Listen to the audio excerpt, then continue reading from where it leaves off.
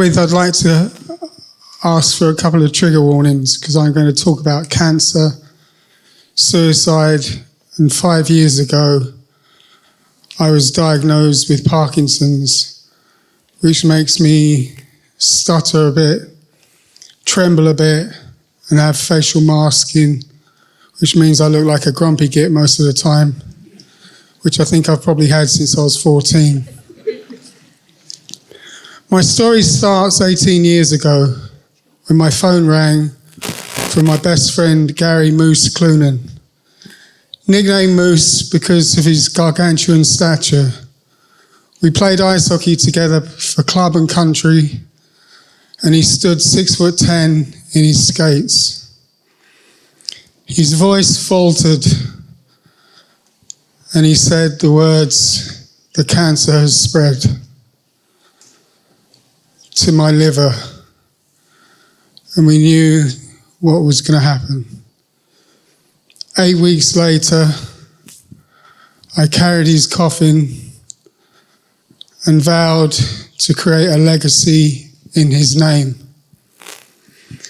3 years later, my youngest daughter, Chloe, who's in the audience tonight, came home to my wife and I and said that she wanted to climb Mount Kilimanjaro. As a 15-year-old child, she needed a guardian or a parent to go with her. I unfortunately got the short straw. She also decided that she wanted to raise £10,000 for Bernardo's, a big challenge for a 15-year-old child. In August 2010, we both summited, her becoming the youngest Welsh woman to ever summit Mount Kilimanjaro, and she raised £15,000 for Bernardo's in Canton. An amazing inspiration to me, who encouraged me to follow my mountaineering career after I'd retired from ice hockey, taking me to Russia, Alaska, and the Himalayas. Eventually deciding that I felt I was ready to take Moose's ashes to the top of Mount Everest. But unfortunately in 2014 there was a massive accident and I ended up coming home.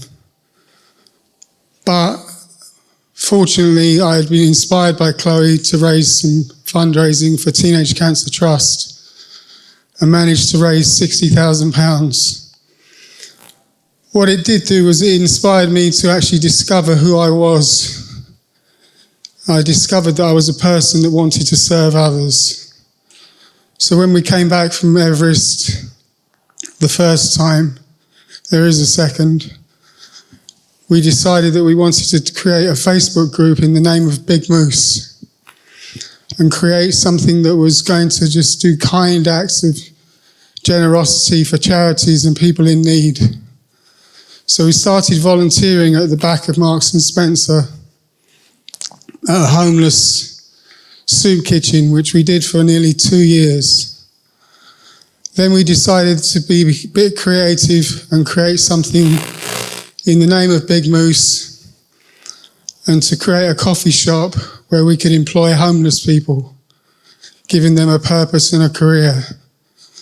The first person to come through our doors was a young man called Kurt, 21 years of age, and he really did well coming through the coffee shop process and program.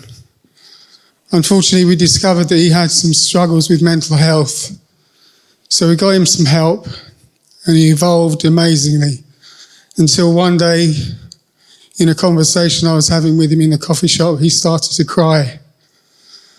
Asking him why he was crying, he replied to me, "This is the first time I've ever felt like not killing myself," which proved to us that we needed to do more work in this field.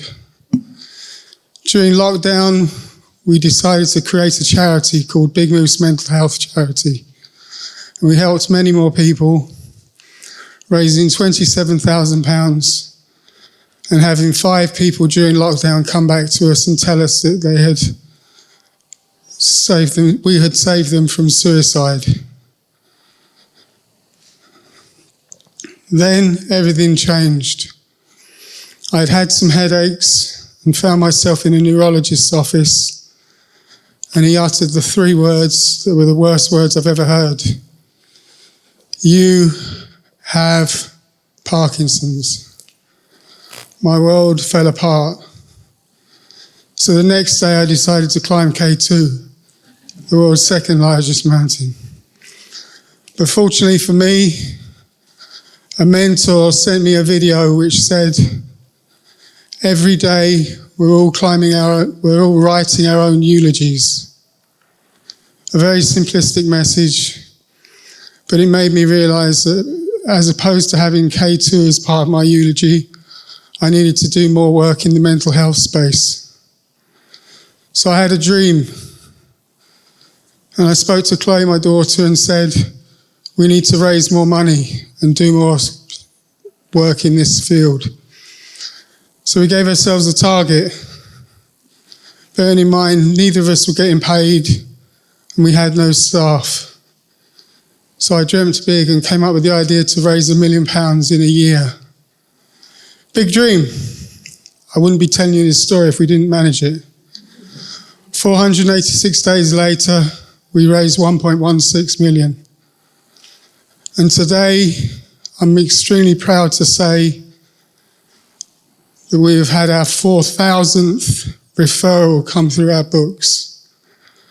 And also we have saved 106 people from suicide.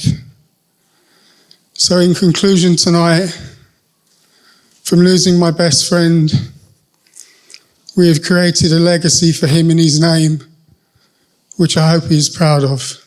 Thank you.